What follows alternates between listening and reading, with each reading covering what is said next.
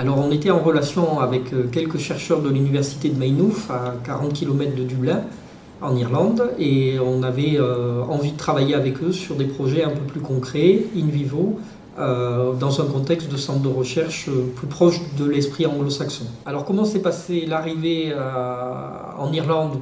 C'est une liaison européenne, donc c'est plutôt accessible, c'est une distance qui est plutôt courte.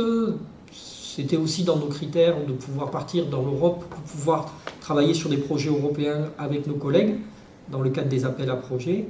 L'arrivée à l'université de Maynooth a été assez incroyable, puisque le campus de l'université de Maynooth a deux parties, une partie historique du XVIIIe siècle et une partie extrêmement moderne, avec des locaux de très haut niveau technologique, avec des bâtiments intelligents.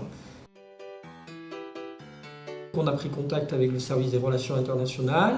À partir de là, il a fallu monter une première proposition qui indiquait le contexte. On était avec Gérard Drey, lui sur la partie enseignant-chercheur, moi sur la partie un peu plus ingénierie de recherche. On a monté donc un dossier commun.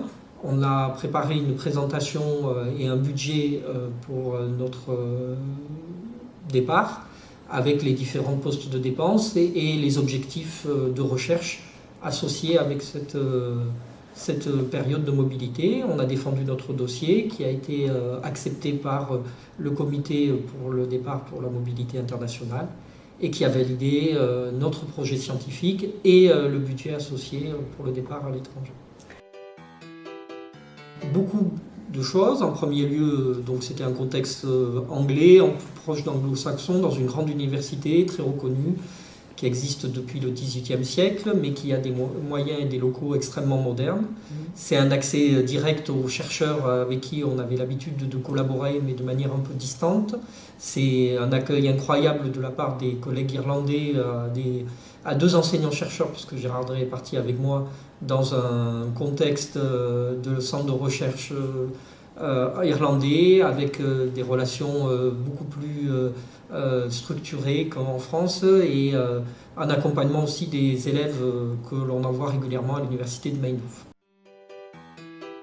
Alors j'ai travaillé avec les collègues irlandais sur la réalisation d'un robot commandé par un capteur cérébral pour une très grande manifestation qui s'appelle le Dublin Maker, qui se passe chaque année, dans lequel l'université de Maynooth présente différents travaux de recherche à vocation grand public.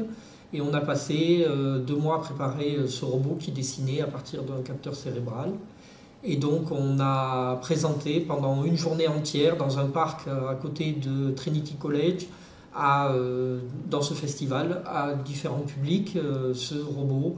Alors on a eu aussi bien des enfants qui étaient intéressés par le côté ludique que des chercheurs, des enseignants de primaire et de secondaire qui voulaient voir des applications du domaine de la recherche dans le quotidien.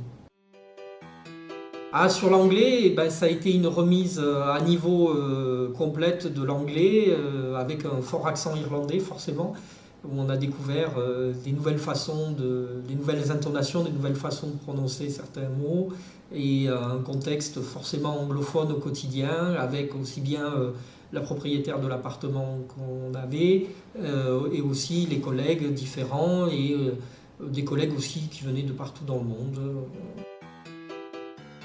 Alors on était effectivement extrêmement proche de Dublin, donc on en a profité pour visiter effectivement Dublin de fond en comble et de voir la beauté de cette ville et de visiter les différents pubs très accueillants qu'il y a dans la ville.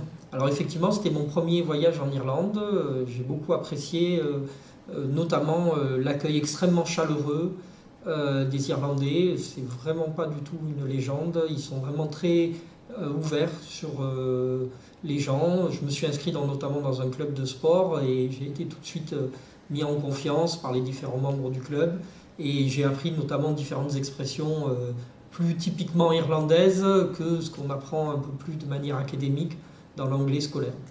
Genre une expression it's nail, qui veut dire c'est cloué, que je comprenais, on va dire phonétiquement, mais que je ne comprenais pas dans le contexte, que c'est acquis, c'est compris.